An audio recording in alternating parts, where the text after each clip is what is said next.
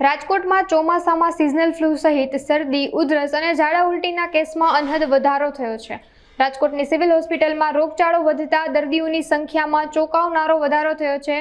છેલ્લા 15 દિવસમાં સિવિલ હોસ્પિટલમાં 4045 દર્દીઓએ સારવાર લીધી હોવાના આંકડા જાહેર કરવામાં આવ્યા છે।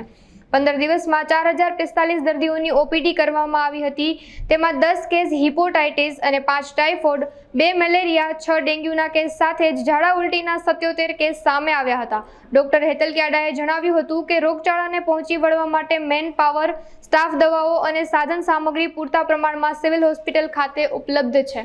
છેલ્લા 15 દિવસમાં સિવિલ હોસ્પિટલ રાજકોટમાં જે દાખલ દર્દીઓના જે રોગના આંકડા છે એ આ મુજબ છે કે જે લીવર ઉપર સોજો આવી જવો, વાયરલ હિપેટાઇટિસના 10 કેસ છે, મગજ ઉપર સોજાના 4 કેસ છે, ટાઇફોઇડના 5 કેસ છે, ગેસ્ટ્રોએન્ટેરાઇટિસ બરાબર એટલે ઝાડા અને એ પ્રકારના એના 77 કેસ છે, એક્યુટ રેસ્પિરેટરી ટ્રેક ઇન્ફેક્શન હોય આરટીઆઈ એના 41 કેસ દાખલ થયેલા છે, મલેરિયાના 2 કેસ હતા, ડેન્ગ્યુના 6 કેસ, આમ મળી ટોટલ અલગ અલગ રોગચાળાના છેલ્લા 15 દિવસના 161 કેસ એક પ્રકારની બીમારીઓના દાખલ થયા। ઓપીડીમાં તમે 21 તારીખથી લઈ અને 27 તારીખનું જુઓ તો પર્સન્ટેજ પ્રમાણે થોડો વધારો થયેલો છે।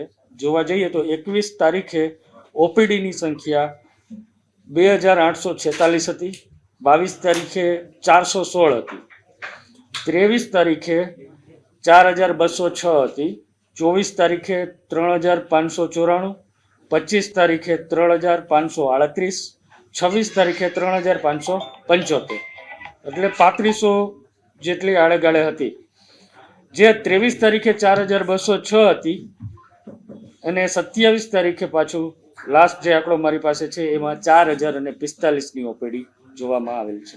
ઓપીડીને પહોંચી વળવા માટે આપણી પાસે આ આંકડો જે છે અલગ અલગ હોસ્પિટલના જે 19 વિભાગ છે એ બધાનો સરવાળો થઈને હોય છે, એટલે અલગ અલગ વિભાગમાં ઓપીડી ડાયવર્ટ થાય છે। આ 4000નો આંકડો એક જ ઓપીડીમાં બધા નથી જતા, એટલે આ જે દર વર્ષની કામગીરીની પ્રમાણે રૂટીન હોય છે અને એને પહોંચી વળવા માટે આપણો મેન પાવર, સ્ટાફ, દવા બધું ઇનફ છે। અત્યારે નવા બીજા કોઈ કેસ આવેલા નથી અને કોલેરાને જે પાણીજન્ય રોગ છે અને એ પ્રમાણે થોડીક સ્વચ્છતા રાખો તો સ્વચ્છતા જળવાય જ રહેશે કોઈ પણ પ્રકારના સિઝનલ રોગચાળા।